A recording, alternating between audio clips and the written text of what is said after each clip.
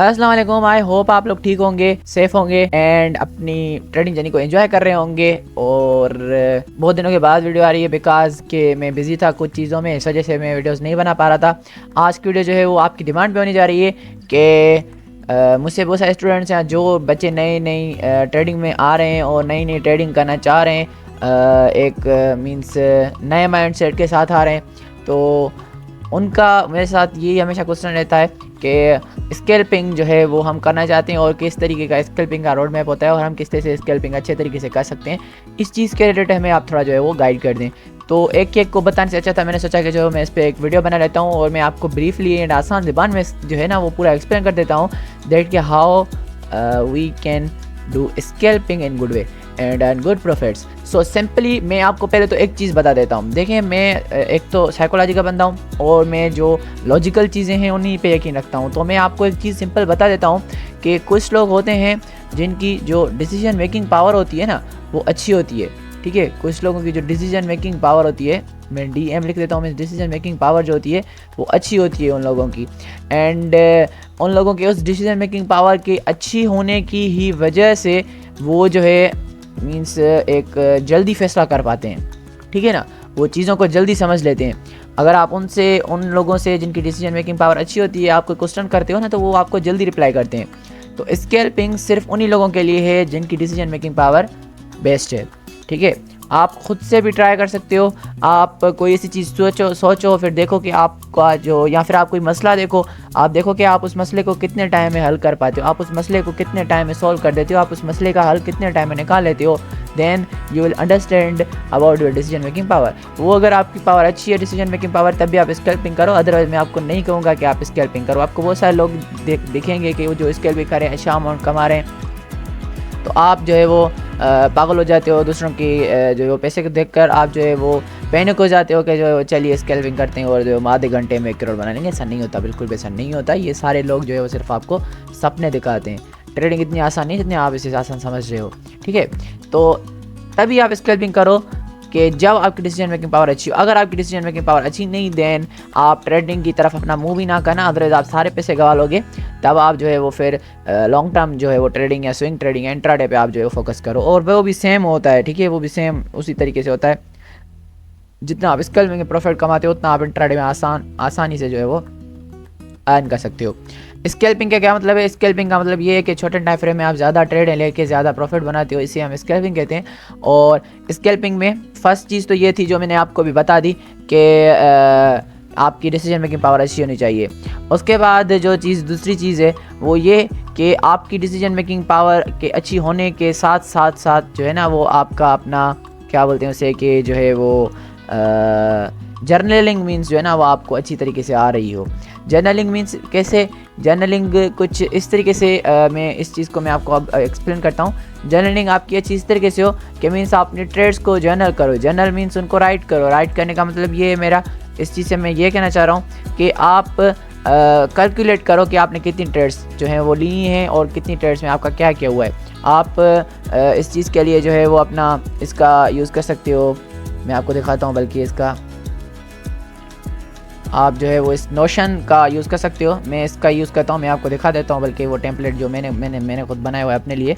आप इस तरह से आप अगर आप आओगे ना नोशन सर्च करोगे आपको ये जो है वो एप्लीकेशन या AI एक टूल है आपको वो मिल जाएगा। आप जैसे इसे ओपन करोगे देन इसमें आप लॉगिन करोगे। लॉगिन करने के बाद ज़्यादा डिटेल में नहीं जा रहा, आप यूट्यूब पर देख लीजिएगा कि how to create account and जो है वो नोशन, तो आपको पता लग जाएगी। ये देखिए ये जो ट्रेडिंग जर्नल है इस तरह से आप जो है वो इसमें अपना एक क्रिएट कर लीजिएगा। फिर उसमें क्या होगा कि आप जो है वो इस तरह से अपनी ट्रेड्स को मैनेज कर लीजिएगा। इस तरह से आप जो है वो अपनी सारी ट्रेड्स को मीन्स उसमें क्या होगा कि आप जो है वो पहले लिखोगे कि आपने किस में ट्रेड ली, किस जो है वो कॉइन में, किस सिंबल में। देन उसमें लॉन्ग क्या है, शॉर्ट क्या, उसमें एंट्री प्राइस क्या थी, एग्जिट प्राइस क्या थी, अमाउंट क्या था, उसके बाद प्रॉफिट हुआ या लॉस हुआ, और उसके बाद एट द एंड जो है वो आपका डेट आ जाएगी, ठीक है। आप इसमें लीवरेज भी ऐड कर सकते हो, आप अपने मार्जिन भी इसमें ऐड कर सकते हो जो आपका रियल अमाउंट होता है जिससे आप ट्रेड करते हो। और इस तरह से आप क्या करते हो कि इस कंप्लीट वीक का जो है वो आप एक ट्रेडिंग जर्नल बनाएं, एट दी एंड आप फिर जो है वो सोचें और देखें, या फिर आप कंप्लीट दिन का बनाएं और फिर उसमें देखें कि आप जो है वो प्रॉफिट में हो या लॉस में हो। इसके अलावा मेरे पास दूसरा भी बना हुआ है, बल्कि आप कहोगे तो मैं आपको ये दे भी दूंगा। ये देखें, ट्रेडिंग जर्नलिंग में करता हूँ, मैं बहुत ज़्यादा जर्नलिंग पे विश्वास रखता हूँ, इसे समझ लें, ठीक है।